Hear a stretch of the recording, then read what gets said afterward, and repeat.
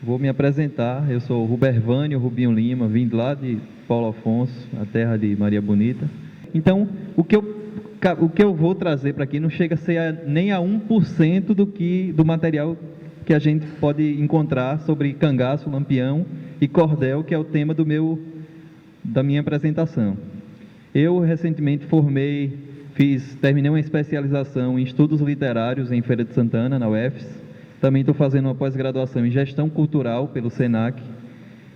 Enfim, falar um pouquinho da literatura de cordel, como é que surgiu e tal. Então, ela origina-se ligada à Espanha e Portugal. O seu nome é justamente por conta disso, né, pela forma com que era vendida, que era pendurada em cordões ou em cordéis.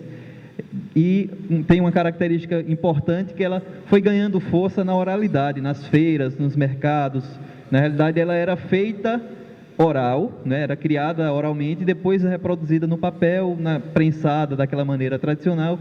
E eu tive, graças a Deus, a oportunidade também de vir para aqui e conhecer também um celeiro da literatura de cordel, com expoentes aqui. O cordel exercia no Nordeste a função de um tipo de jornal informativo. Então, no sertão, com rádio, televisão chegando assim muito tempo depois, nas feiras e nas roças, nas fazendas, o cordel exercia justamente a função de jornal, que muitas vezes noticiavam através dos poemas acontecimentos do Brasil, da localidade, enfim. E tem também, junto com o cordel, aparece a figura da xilogravura, que é a capinha do cordel, a arte talhada na madeira, que representava a capa do folheto. Pode passar. O cordel e cangaço, vou mostrar a ligação, né? A gente sabe já de cor que eles caminharam juntos e tem referências de que cangaceiros e lampião também produziam, faziam mote, faziam cordel, faziam cantiga, faziam loa. Então, a figura do lampião aparece também como poeta, né? Lampião poeta. E alguns cantadores e poetas usam e usavam até hoje a temática do cangaço para compor seus poemas. Daqui a pouquinho a gente vai ver isso, né? O que o tema cangaço propicia para os cantadores, para os poetas.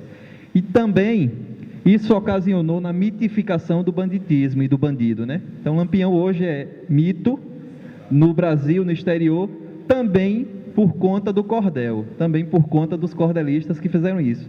Aí eu coloquei aí um poema, um trecho de um poema que é bem conhecido, né, que na literatura do cangaço, em muitos livros, aparece atribuído a Lampião. Eu não vou entrar em detalhes, nem discutir se é, se não é, mas a minha intenção, na realidade, é demonstrar que o cangaço está atrelado à poesia, né, que existia poesia, sendo de Lampião ou não, existia poesia atrelada ao cangaço. Meu rifle atira cantando, em compasso assustador. Faz gosto brigar comigo, porque sou bom cantador. Pode passar. Ainda falando sobre cangaço e cordel, a gente percebe, quando vai estudar o tema, que nos momentos de paz, né, nos momentos em que os cangaceiros estavam acoitados lá com os coiteiros, ou em algum lugar que eles se sentiam seguros, eles aproveitavam para promover a arte, seja cordel, seja briga de cachorro, luta de peito, né? Então, nesses momentos, eles aproveitavam também para construir poesia, música. Pode passar. Nesses momentos escassos, achavam tempo para amar, dar carinho às suas companheiras, compor poemas, quadras, músicas, cantorias, versejando romances, vitórias, glórias e muito mais. Além dos próprios cangaceiros, como construtores, como poetas, também surgem as figuras dos cantadores de feira, dos poetas, dos cordelistas, dos xilógrafos, dos vendedores de cordel, né, dos folheteiros. Nas feiras sertanejas também cumpriam com sua parte na propagação do mito lampiônico. Falavam em seus versos, muitas vezes, a respeito do rei e rainha do cangaço, o que foi um dos fatores marcantes para a circulação da notícia do cangaço, né? Então, eles promoviam a notícia do cangaço e mitificavam Lampião, faziam com que Lampião fosse, né, o que é até hoje para muitas pessoas como o herói, o Robin Hood. Daqui a pouco a gente vai ver alguns trechos, tanto antigos como atuais, de cordelistas que engrandeciam ou engrandecem Lampião como o herói, como o salvador, como a figura que vai voltar para defender o sertão. E aí, ó, tem um poema que é bem recente, que eu consegui na internet, mas tem o folheto dele. Geralmente, para esse assunto, a gente lá da Bahia e tal, a maioria do material que a gente consegue é através da internet.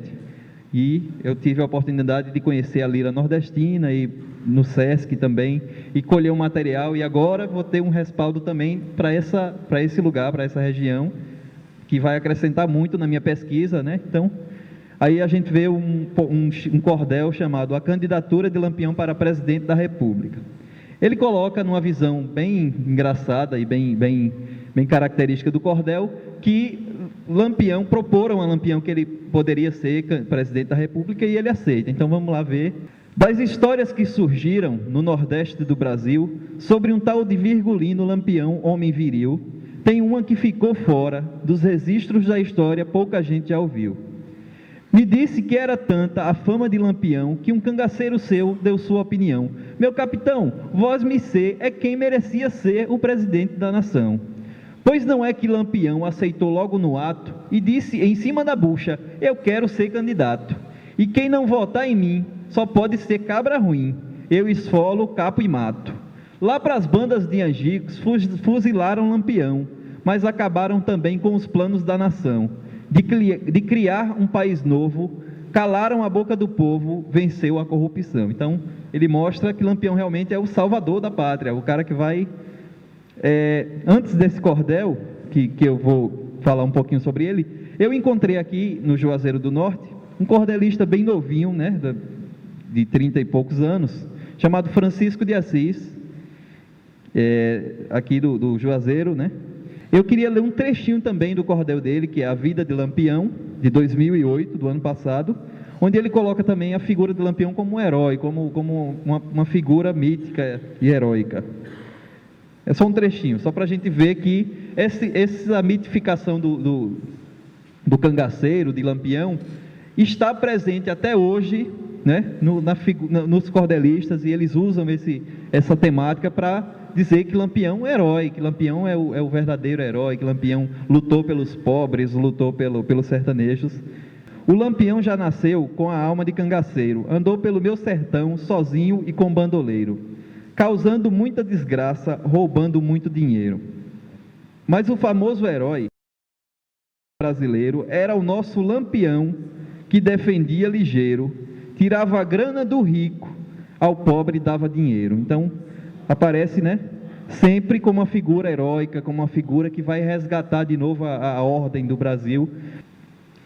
Aí eu digo isso, que o Cangaço por um Fio, é interessante a gente analisar esse título aí, porque eu digo o seguinte, que o cordel era produzido e pendurado em cordéis, em fios, né? E hoje, com o advento da informática e do computador, da internet, né?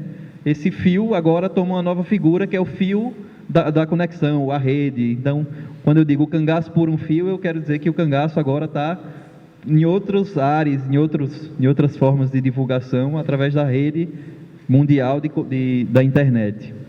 Aí, eu vou continuar ainda com o poema dele, né, que esse poema é muito interessante, é um neopoema, é um poema novo, que traz essa versão de que Lampião deveria voltar, né, seria a solução para o sertanejo, né, para melhorar o Brasil, para salvar o Brasil, para botar o Brasil na linha.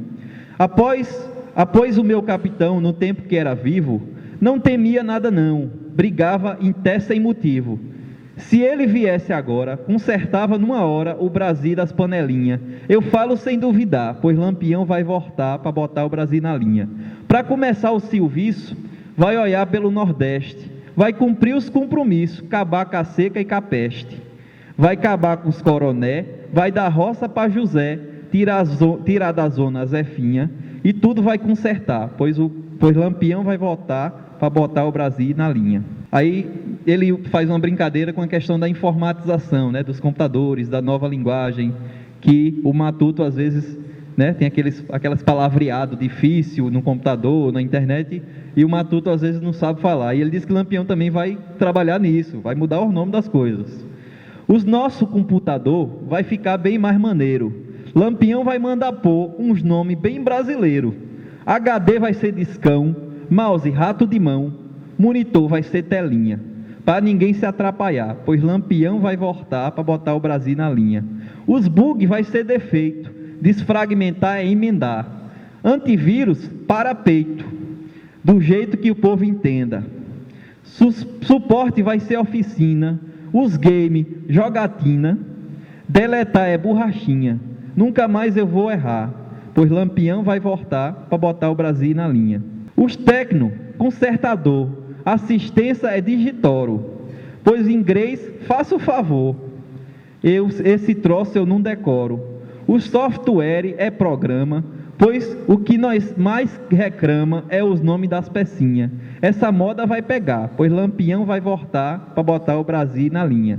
Aí agora eu vou falar um pouco sobre a xilogravura, né, que geralmente acompanha os cordéis e é uma característica também dessa arte, dessa literatura, né, que é aquela forma de fazer, talhar na madeira e fazer o carimbo, o cangaço carimbado.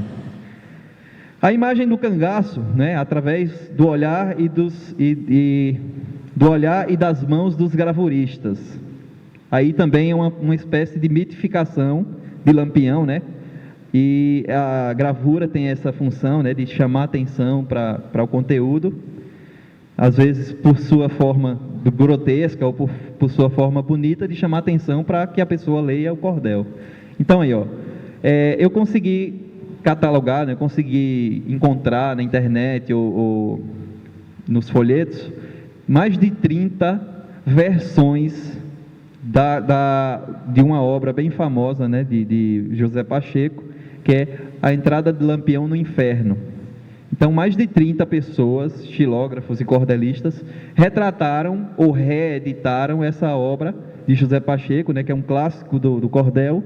E eu coloquei algumas aí, ó, alguns lampiões no inferno, né, os vários lampiões no inferno. Então, a gente vê xilogravura de José Costa Leite, J. Borges, Marcelo Soares, Abraão Batista, que é daqui do Juazeiro, né, que particularmente eu acho muito bonita a gravura de Abraão, que ele consegue, através desse preenchimento que ele dá em volta da gravura, ele consegue dar um certo movimento na ação da xilogravura. Então é Erivaldo Ferreira, Dila, Clevison Viana, que é uma digitogravura, né, um desenho, na realidade não é uma xilogravura, mas é um desenho feito de forma. Então algumas capas de folhetos que mostram esse Entrada de Lampião no Inferno. Pode passar. Aí a gente vê uma gravura também muito bonita, né, uma expressão. Esse xilógrafo chama-se Ciro Fernandes. E a gente pode ver ali, o nome dessa gravura Apocalipse Agalopado. Dá para ver um vaqueiro, né, um lampião, um cangaceiro lá em cima, lutando contra dragões. Então dá um certo mítico, né, um misticismo também nessa questão de que o cangaceiro no Apocalipse está lá lutando contra dragões. E é uma gravura muito bonita, é uma das gravuras que eu acho mais bonitas na minha pesquisa, no meu estudo. Do lado a gente encontra também um cordel do Abraão Batista, né, o lampião lutando com o Kung Fu no Juazeiro do Norte. Encontro de Lampião com Kung Fu em Juazeiro do Norte. E embaixo, encontro de Lampião com Frei Damião no céu. Essa gravura, não consegui identificar, né? Se alguém souber de quem é, mas vários encontros de Lampião, né? Várias disputas de Lampião que os xilógrafos colocam. E aí também, Lampião ao olhar de Dila. Dila é um pernambucano, está em Caruaru, né, morando em Caruaru, hoje é considerado patrimônio vivo da humanidade, e ele até, eu tive a oportunidade de conhecê-lo, ele diz até que é irmão de Lampião, que filho de Lampião, enfim, esse é o cara mais enigmático. Eu acho que a magia seria o Fernando Pessoa da xilogravura e do cordel, porque ele assina com vários nomes, José Saboia, José Ferreira Dila, José Ferreira da Costa Cavalcante, Dila, enfim, é um cara enigmático, que ele mesmo construiu várias biografias dele em entrevistas diferentes. Dizia que era de Caruaru, depois dizia que nasceu em vários lugares diferentes, né? Então, um cara, uma expressão perfeita aí da xilogravura. De início, eu coloquei logo essa gravura aí, que ele coloca um lampião bem diferente, né? Um lampião que dificilmente a gente viu. Ele coloca um lampião aí com chapéu de lapela, né? Um paletó todo alinhado, lencinho no bolso, e botou escrito embaixo, lampião. Eu acho que aí já é a expressão né? Do visual mesmo, assim, de chocar. Pô, que lampião é esse aí que ele encontrou, todo arrumadinho, engomadinho, né? Parecendo um burguês. Eu acho que tem uma relação, talvez, com o que o Frederico, pernambucano, nos conta, que Lampião bebia uísque importado, usava flor da mu, enfim. É o visual, né? A estética. E aí alguns lampiões também, ele representava o lampião geralmente com chapelão, bem expressivo, cheio de cores, cheio de ornamentos. Pode passar. A xilogravura e a fotografia. Eu, na minha pesquisa, consegui identificar algumas xilogravuras que eu, pelo menos, não estou afirmando que foi essa a intenção do xilógrafo, mas que eu identifiquei como se o cara, como se a pessoa, como se o artista tivesse se inspirado nas fotografias conhecidas do cangaço, que circulavam, né, para compor sua capa de cordel. Então a gente vê uma xilogravura aí de Abraão Batista, do Juazeiro, onde ele traz essa figura de Lampião, de um cordel chamado Trechos da Vida Completa de Lampião, e a gente pode dizer, né, observando as duas, que essa foto aí, essa foto do lado, que foi tirada quando o Lampião esteve em Juazeiro, com 20 e poucos anos, que talvez ele tenha se inspirado nessa foto para fazer essa gravura. É minha opinião, pode passar.